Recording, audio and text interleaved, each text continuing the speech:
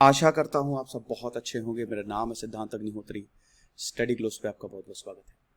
तो ये अब तक की सबसे बड़ी लूट है, क्रिप्टो करेंसी हाइस्ट है सबसे बड़ी। तो हैकर्स ने अभी तक की सबसे बड़ी लूट को अंजाम दिया है। अभी तक हम देखते थे कि पैसे लूट लिए, रॉबरी कर ली, लेकिन ये क्रिप्टो करेंसी की लूट है भैया। क्रिप्टो करेंसी तो ये हैकर्स ही कर सकते हैं। वैसे ही क्रिप्टो करेंसी को माइन करना बड़ा मुश्किल होता है। क्रिप्टो करेंसी भैया शुरुआत में तो बढ़िया था। भारत में तो क्रिप्टो करेंसी चलती नहीं है। हो सकता है भारत की अपनी डिजिटल करेंसी, हालांकि भारत ने अभी ई रूपी भी लॉन्च किया हुआ है। तो 10 अगस्त को ये हुआ है और $613 मिलियन चुरा लिए digital coins from token swapping platform poly network. और $260 मिलियन के जो टोकन्स हैं 24 घंटे में वापस भी लौटा दिए। बात करेंगे दोस्तों, देखिए क्रिप्टो करेंसी आपको पता ही है ना कि ये मीडियम ऑफ एक्सचेंज है। ये करेंसी है जो कि डिजिटल है, ब्लॉकचेन टेक्नोलॉजी पे ये काम करती है। और उसके बाद इस जैसे अगर आपके पास क्रिप्टो करेंसी है, आप जैसे किसी दुकान पे जाते हो, आप पैसा देते हो, लेकिन अगर आपके पास क्रिप्टो करेंसी है तो आपके पास ये कॉइन्स हैं तो आप इसको यूज कर सकते हो। अब हर एक क्रिप्टो की एक वैल्यू होती है, ठीक है, और भयानक प्रोग्रामिंग होती है। इसको अर्न करना, इसको उसको माइन करना पड़ता है। तो क्रिप्टो करेंसी की एक वैल्यू है।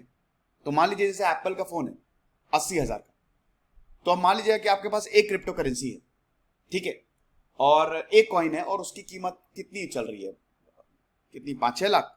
तो आप आसानी से उसको यूज करके आप एप्पल का मोबाइल फोन खरीद सकते हैं। आपको पैसे देने की जरूरत नहीं है। तो बेसिकली ये आपके मॉनेटरी यूनिट्स को कंट्रोल करती है। बिटकॉइन सबसे बेस्ट एग्जांपल है, जो बिटकॉइन होता है। तो बिटकॉइन की कीमत बहुत जबरदस्त है। और भी क्रिप्टो करेंसी है, एथीरियम है फेसबुक की, तो काफी है। कोई इंट्रिंसिक वैल्यू नहीं होती इसकी, रिडीमेबल नहीं होती है। जैसे मान लो कि पता चला कि आपने सोने की जगह पे इसको रिडीम, आपने क्रिप्टो करेंसी दी, सोना लिया, ऐसा नहीं है। इसका कोई फिजिकल फॉर्म नहीं होता। और इसकी जो सप्लाई है, it's not determined by a central bank. Network completely decentralised है, तभी ये प्रॉब्लम करती है। भारत में अगर आप क्रिप्टो करेंसी यूज करेंगे तो भारत में इसकी वैल्यू क्योंकि चलती ही नहीं क्रिप्टो करेंसी। जहां पे चल रही है, जहां पे ट्रांजेक्शन अलाउड है, वहां तो ठीक है। सेंट्रलाइज्ड बैंक की बैकिंग नहीं है ना, तो ये खतरनाक है भाई। सरकार की अगर बैकिंग होती है क्रिप्टो करेंसी को तो बढ़िया है, तब तो सब अच्छा है, क्योंकि आप क्रिप्टो करेंसी खरीद भी सकते हो। अब क्रिप्टो करेंसी खरीदी, सरकार की बैकिंग है, तो आपको पता है डूबेगा नहीं। लेकिन आप देखते हो ना प्राइजेस कितने फ्लक्चुएट करते हैं। कभी अभी 10 लाख पे पहुंच गया था एक बिटकॉइन की कीमत, 10 लाख अभी 1-2 साल पहले, फिर एकदम से नीचे गिरी। अब आप कुछ कर ही नहीं सकते। क्यों? क्योंकि उसकी कोई मतलब उसको इट इज डिसेंट्रलाइज्ड। तो ये चीज है। एडवांटेज क्या है?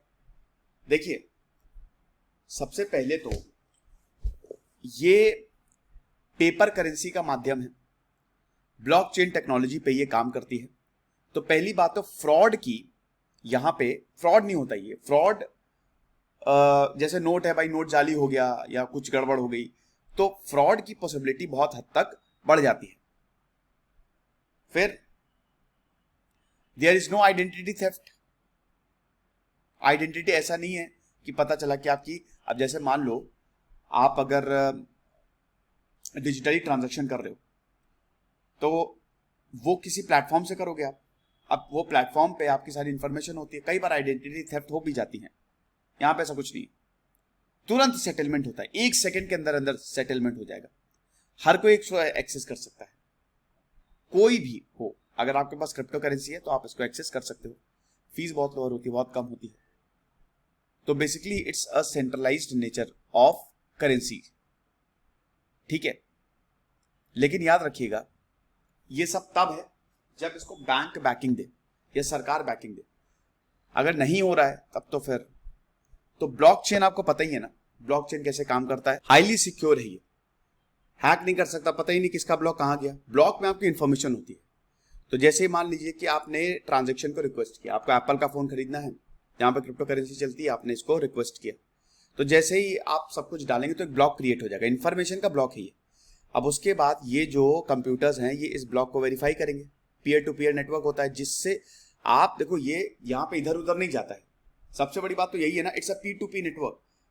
आपका और जिसको आप भेजोगे बस उसी का ही कम्युनिकेशन रहेगा और कुछ भी नहीं। कोई अगल बगल वाला इंसान इस ब्लॉक को छेड़ भी नहीं सकता है, कोई भी इंफॉर्मेशन इससे निकाल नहीं सकता है, इसीलिए इट इज हाईली सिक्योर।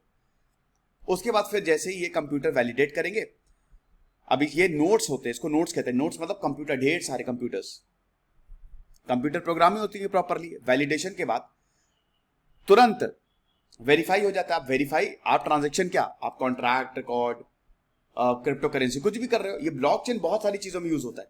ये सिर्फ क्रिप्टो करेंसी में नहीं, क्रिप्टो करेंसी एक है, इसका एक एप्लीकेशन है ब्लॉकचेन का, बाकी बहुत सारे ट्रांजेक्शन्स में ब्लॉकचेन टेक्नोलॉजी यूज होती है।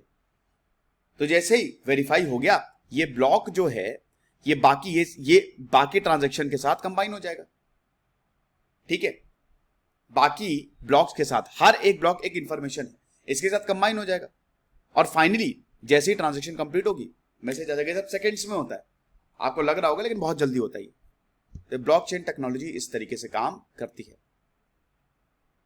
पॉली नेटवर्क क्या होता है? तो आप दूसरे जो डिफरेंट ब्लॉकचेन टेक्नोलॉजी, जैसे ब्लॉकचेन टेक्नोलॉजी बहुत सारे, जैसे अब फेसबुक ने ब्लॉकचेन टेक्नोलॉजी बनाई है, बाइनेंस ने ब्लॉकचेन टेक्नोलॉजी बनाई है, बना सकते हैं। तो अब बिटकॉइन मान लीजिए कि एक ब्लॉकचेन पे काम करेगी, तो आप किसी और पे भी भेज सकते हो, यानी कि एक जगह से आप दूसरे पे भी भेज सकते हो। अक्सर क्या होता है, जैसे मान लो मैंने ब्लॉकचेन टेक्नोलॉजी बनाई, तो 90% क्या होगा कि आप के पास जो कॉइन्स हैं, अगर आपने इधर से आप मुझसे ट्रांजेक्शन कर रहे हैं, तो मेरे ही इंटरफेस को ही आप यूज कर सकते हो, मेरे ही नेटवर्क को आप यूज करोगे। लेकिन यहां पे आप मेरे नेटवर्क से एथीरियम पे भी भेज सकते हो। ठीक है, तो ये पॉली नेटवर्क है। It's a decentralised finance platform जो कि peer to peer transaction facilitate करता है। आप डिफरेंट ब्लॉकचेन प्लेटफॉर्म्स पे भेज सकते हो, मेरे प्लेटफॉर्म से कहीं और पे भी भेज सकते हो, ये अच्छी बात है। तो हैकर्स ने किया कैसे? अब यही पॉली नेटवर्क का यूज करके हैकर्स ने हैकिंग की। पॉली नेटवर्क जो है, they actually uses smart contacts. ठीक है, पॉली नेटवर्क स्मार्ट कॉन्टैक्ट्स को यूज करते हैं ताकि टोकन्स को डिस्ट्रीब्यूट किया जा सके। आपके पास टोकन होता है ना, ठीक है, पैसों का टोकन होता है, उसको टोकन कहते हैं। बिटकॉइन एक टोकन है, तो वो जब आप रिक्वेस्ट करोगे तो एक ब्लॉक क्रिएट हो जाएगा और वही उसी टेक्नोलॉजी पे, जैसा कि मैंने बताया, उस पर काम करेगा। तो अब ब्लॉक में क्या इंस्ट्रक्शंस होते हैं ना, और उसको पब्लिक की, देखिए हर एक चीज की एक पब्लिक की होती है, मतलब आपकी भी एक की का मतलब ये है कि आप इस ताले को खोल के आप उसमें इंस्ट्रक्शन डाल दो। तो यहां पे हैकर्स ने क्या किया कि जो पब्लिक कीज अवेलेबल हैं उन्होंने उसको ही मॉडिफाई कर दिया। ठीक है, हैकर्स ने किसी तरीके से इंफॉर्मेशन जुटाई और जो पब्लिक कीज अवेलेबल हैं जो कि यूज होती है इन पॉली नेटवर्क्स में, जैसा कि मैंने बताया ना कि ये जो ब्लॉकचेन टेक्नोलॉजी काम करती है, चाबी है एक, खोलो इंस्ट्रक्शन डाल दो। अब वो की जो है, वो चाबी जो है इन हैकर्स के हाथ लग गई, इन्होंने कुछ पब्लिक कीज को मॉडिफाई कर दिया। अब एक बात बताओ कि ट्रेन जा रही है, जाना है उसको वाराणसी, और मैंने हैक करके, मैंने सिस्टम में बग डाल के मैंने बोला नहीं ये मेरे घर पे आएगी, तो ट्रेन मुड़ जाएगी, ट्रेन कंप्यूटराइज चल रही है। यही चीज इन्होंने किया। तो जहां पे जाना था, जिस टोकन्स को जहां पे जाना था, करेंसीज को जहां पे जाना था, वो वहां नहीं गए, वो डाइवर्ट हो गए। स्मार्ट कॉन्ट्रैक्ट है ना ये, मैंने बताया ना, ये स्मार्ट कॉन्ट्रैक्ट्स जो हैं इन्हीं को ही तो इन्होंने मैनिपुलेट किया। यही पब्लिक की, ये जो स्मार्ट कॉन्ट्रैक्ट हैं, ये पब्लिक की से ही खुलते हैं। पब्लिक की इनके पास, इन्होंने मॉडिफाई किया, तो जहां पहुंचना था भाई गए नहीं, वो 12 डिफरेंट क्रिप्टो करेंसी चेन में चले गए, यानी कि जहां से जाना था 12 में और बट गए, और फाइनली वो 3 वॉलेट में गए। जैसे कि आप इस समझ सकते हो कि पैसे को, अगर मान लो कि मैं हूं, मैंने हैक कर लिया, पैसे को जहां जाना वहां नहीं गया, जिस बैंक में जाना था पैसे को वहां नहीं गया, वो 12 बैंकों में चला गया, और 12 बैंकों से मेरे वॉलेट में आ गया, मेरे अकाउंट में आ गया। तो यही चीज है सेम, कि यहां पे 12 डिफरेंट अकाउंट्स में गए and then they diverted into 3 wallets. बाद में इसको पॉली नेटवर्क ने ट्रेस किया तुरंत। मुश्किल है ना, हैकिंग इतनी आसान नहीं हुई क्रिप्टो करेंसी की बात करें तो उसके बाद हैकर्स ने काफी कोशिश की, they try to transfer assets, जिसमें टीथर टोकन्स भी थे, और इनको इन्होंने लिक्विडिटी पूल कर्व में ट्रांसफर कर दिया।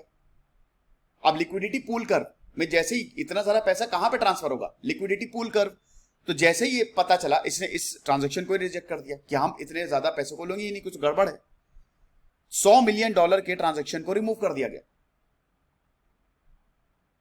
और दूसरे फिर यहां they deposit into liquidity pool Ellipsis finance, यहां पे डिपॉजिट हुए, एक ने रिजेक्ट किया तो दूसरी जगह डिपॉजिट हुई। लेकिन हैकर्स ने आधा अमाउंट $342 मिलियन अमाउंट लौटा दिया। पूल नेटवर्क ने एक अपील की थी ट्विटर पे कि कम्युनिकेशन स्टैब्लिश करो और दोस्ती यारी से मामला सॉल्व कर लेते। देखो हैकर्स को भी तो डर है ना, पकड़े जाएंगे तो इनको भी तो प्रॉब्लम होगी। तो बाद में हैकर्स ने आधा पैसा लौटा दिया, $342 मिलियन, बाकी पैसा नहीं लौटाया। हैकर्स कौन है अभी तक इनको आइडेंटिफाई नहीं किया गया है। और cryptocurrency security firm SlowMist का यह मानना है कि they have identified the attackers mailbox, internet protocol address and device fingerprints. ये सब कहां से आया था, इंटरनेट आईपी, कौन सा आईपी एड्रेस था, ठीक है, आईपी एड्रेस से ट्रेस किया जाता है बेटा। जब भी हैकर्स को पकड़ते हैं ना तो हर एक प्रोटोकॉल का एक एड्रेस होता है। अगर आप इंटरनेट यूज कर रहे हो तो आईपी जनरेट होती, तो इंटरनेट प्रोटोकॉल एड्रेस से ही सब कुछ होता है। तो आईपी एड्रेस तो है, मेल बॉक्स पे डिवाइस फिंगरप्रिंट्स भी मिल गए हैं, लेकिन कंपनी कौन है पता नहीं। और ये जो हाइस्ट है, it was a long planned, organised and prepared attack. बहुत पहले से इसकी प्लानिंग हो रही थी। और समझ लीजिए ये कितने ज्यादा इंटेलिजेंट होंगे ये लोग कि क्रिप्टो करेंसी में सेंध डाल दी इन्होंने। कितने ज्यादा, जो ब्लॉकचेन इतनी ज्यादा सिक्योर है, वहां से पैसे उड़ा लिए। $613 मिलियन, बहुत अमाउंट होता है। तो ये लेक्चर था, आई होप आपको समझ में आया होगा। इस तरीके के लेक्चर्स मैं और लाता रहूंगा। Thank you so much.